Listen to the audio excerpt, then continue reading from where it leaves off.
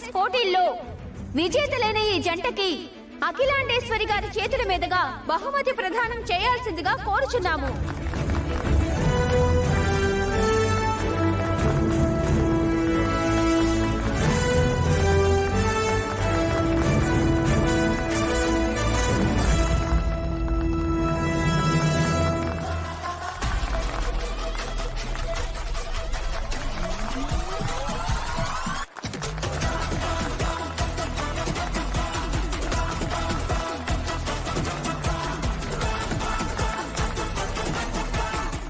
John,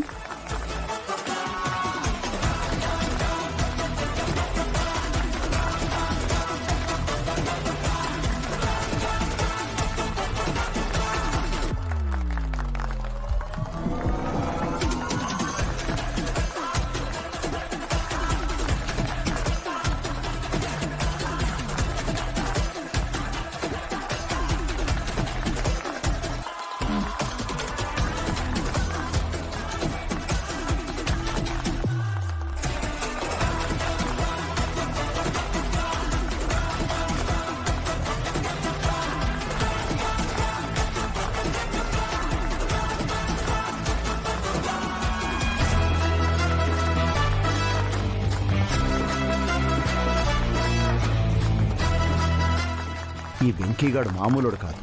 అటు నన్ను మడత పెట్టాడు, ఇటు అఖిలమ్మ చేత గిఫ్ట్ ఇప్పించుకున్నాడు.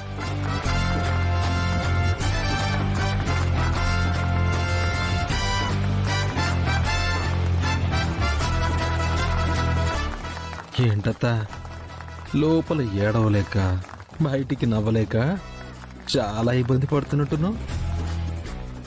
నా చేతులతో ప్రైజ్ని అందుకోవాలన్న సరదా ఏందబ్బి నీకు? సరదా కాదత్తా, దురద.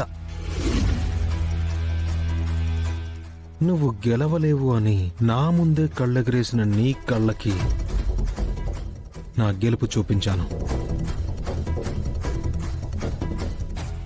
అలాగే నన్ను ఓడించాలని కంకణం కట్టుకున్న నీ చేతులతో ఈ గెలుపు డబ్బా అందుకున్నాను చూడు, ఆ కిక్కే వేరబ్బా.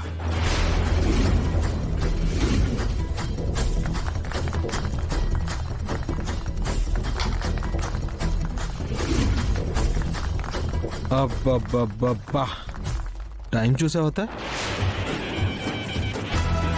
కరెక్ట్గా 24 గంటల కింద ఇదే టైంకి ఛాలెంజ్ చేశాను.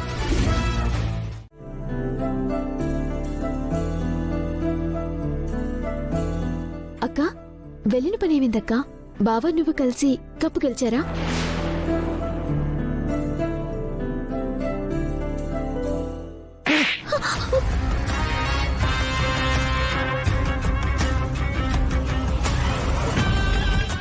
అఖిల, వద్దు అడిగిందేంటి, నువ్వు చేసిందేంటి? ఏందా ఇది? నోరు జారినాది, అందుకు సమాధానంగా నా చెయ్యి జారినాది నాయనా.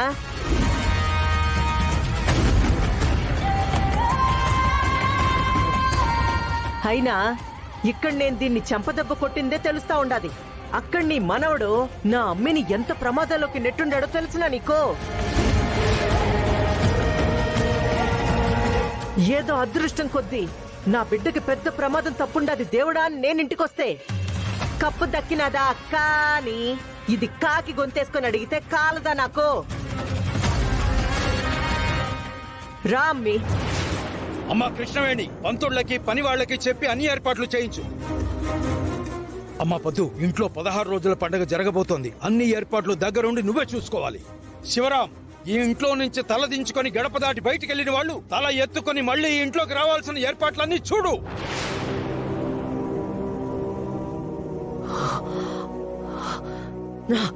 నాయనా నాయనా,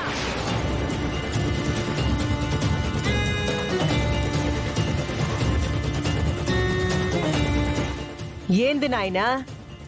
నీ మనవడు ఆ రేసులో గెలిచినాడో గెలవలేదో తెలుసుకోకుండానే పండక్కి నువ్వు ఎట్టా ఏర్పాట్లు చేసేమని అంటుండావో? నువ్వు అసహనంగా ఇంటికి రావడం, అనవసరంగా పద్దు మీద చేయి చేసుకోవడం, ఇవన్నీ చూస్తుంటేనే అర్థమైపోతోంది అఖిల. అక్కడ నా మనవడు విక్టరీ కొట్టేశాడని.